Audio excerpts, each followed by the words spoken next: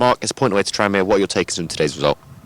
Excellent character, especially after going down 1-0. I thought we started the game really brightly, really smart. I thought we looked decent in possession, comfortable. I felt the goal knocked their confidence a little bit, and I thought we just it just dented their confidence a tad. And but that's natural, I understand that. I thought second half the character of the group was outstanding.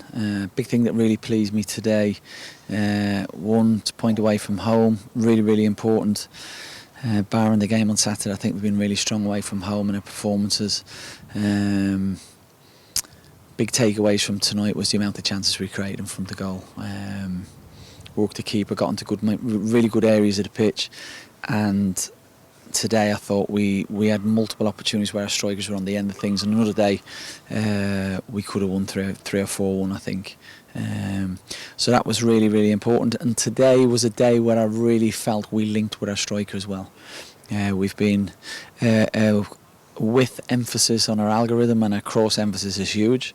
We chatted about it the other day. One of the questions from one of the guys was, is a thought process of doing things differently in different areas of pitch. We need to link with our nines more. I thought we were excellent on that today. You touched on there, but we'll start by talking about that much improved second half. How did you feel it was, and that, what particularly stood out to you in that second half? Character. It was 1-0 down, no problem, chests out, bit of adversity, bit of no luck at the minute, no problem, let's bring it on.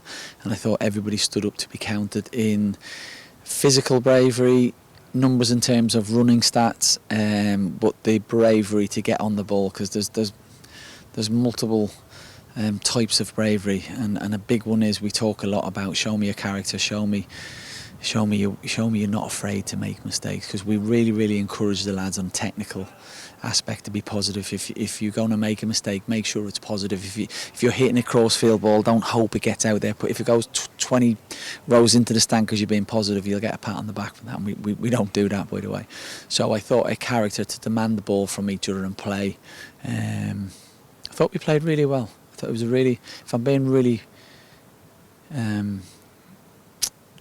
if I'm actually being really conservative, I thought we played really well. But certainly not going away waxing lyrical about it, but I thought it was a big step in the right direction. Obviously that first 10 minutes was really impressive. We had the majority of the chances, and there was that little period of that first half where maybe they got the ascendancy. So how important is it we try and deliver the good performances throughout the 90? Well, vital. I keep saying, if you're not performing well, I think you're going to be in trouble. If you're winning games and you're performing well, I think you're going to come unstuck. I think if you're performing well and you're not getting the results, intelligence, your eyes, data, metrics will tell you that should turn. I'm just really pleased for the lads. I don't feel we've had a lot of luck this year. I don't feel like the players have had a lot of luck in multitude of other ways. I'm sure you're going to ask me about Harry in a minute. That's a really good example. So I'm really pleased that they got the minimum they deserve tonight, and that can only help their confidence. Obviously Dan Barton given his first league start, so what was the thinking then? How do you feel he did tonight? I thought he was excellent. Before I talk about Dan, I think I need to talk about Jack. A huge fan of Jack's. I think he's had a very solid start to the season. I said to him after the game in front of the group, like, Jack can feel really hard done by as an individual. You look at what am I not doing, what can I do better? And I said it's just about opinions. If it's with outfield players and you're not winning games, you look at things to make results. I just thought it was an opportunity to freshen an area, and I think I've played football as well, so I understand sometimes it's nice to come out of the firing line and have a bit of reflection and a bit of time out and look at different things. But and by the way, I don't mean the firing line at Jack. I mean generally speaking, we've lost a couple of games, we've been unlucky, and we've conceded a few goals. I think if anything, it'll do Jack real good.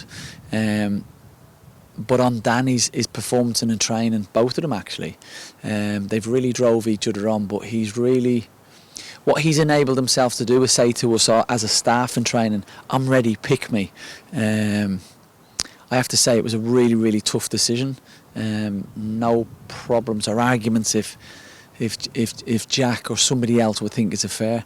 I think football's about opinions, and as a head coach you're paid to make decisions.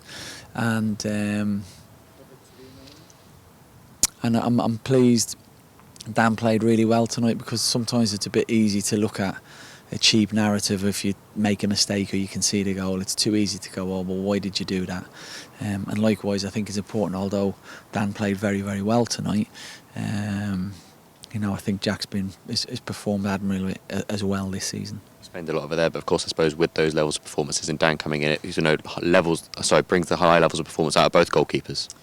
Yeah, I was very, very lucky actually. I worked at a club with two really top number ones, and what was most impressive, and we have it here with Dan and Jack, their relationship, they were best friends.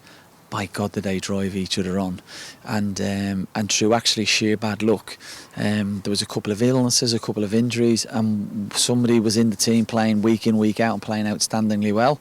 Got an injury, was out for 3 games. Other guy came in, 3 clean sheets. He stayed in the team, and there's just a constant.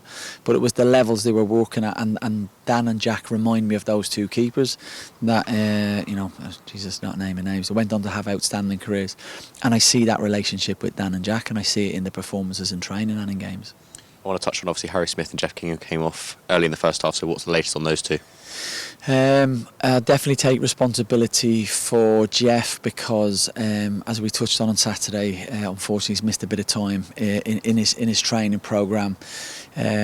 Sports science and medical said to us, look, it's a risk. What do you want to do? I tried to take a calculated risk on him with his experience and his game knowledge. Multiple other factors I took into it. He just felt his calf tighten up, so I'll take responsibility for that. That's on me. Flip side of that, I thought when Joel came on, I thought he was man of the match. I thought he was outstanding. So really pleased for him. Harry, if it wasn't for bad luck, we wouldn't have any luck at all. Harry's trained every day through his suspension, not missed a minute. He's been performed really well. He's ready to go. Was fine Saturday post the game, and on Sunday just came down with a pretty bad illness that's hit him hard, so he's been ruled out through illness, which is such a shame. I wouldn't wish that on anybody, but it's almost farcical for our situation with the injuries we've had and the bad luck that he's been fit all through his suspension, and the day that he's available for selection, he's been ill. So we wish Harry well, and his partner's been ill as well, so not just for Harry, with his partner as well. I hope they're okay. You touched on John McGregor's introduction, of course, like you say, man of the match, arguably by a lot of people's standards. How much confidence does that give him? How impressed were you by him today? Super, super impressed. And I feel for Joel. He's been a victim of my absence in pre-season. I've seen very little of him. We've also got very good players in his position. He's trained really, really well. I know Jamie Russell, my boss and our head of football, is a huge, big fan. Spoke really highly about him when I came in. So I'm pleased that he came on, and we've got a huge amount of trust in him. What we don't want to do, and these are other things you have to think of. Sometimes when you throw a young lad, and I know he's played some first team football, sometimes when you throw a young lad into the firing line, it can really backfire and knock them back. So we have to think about what does the long-term plan look like for Joel, and will it help and hinder him? The amazing thing about football is, and I've said this before, most people tend to get an opportunity in football through adversity, a bit of luck, a bit of one man's loss is another man's gain. It tends to, and that's what's happened.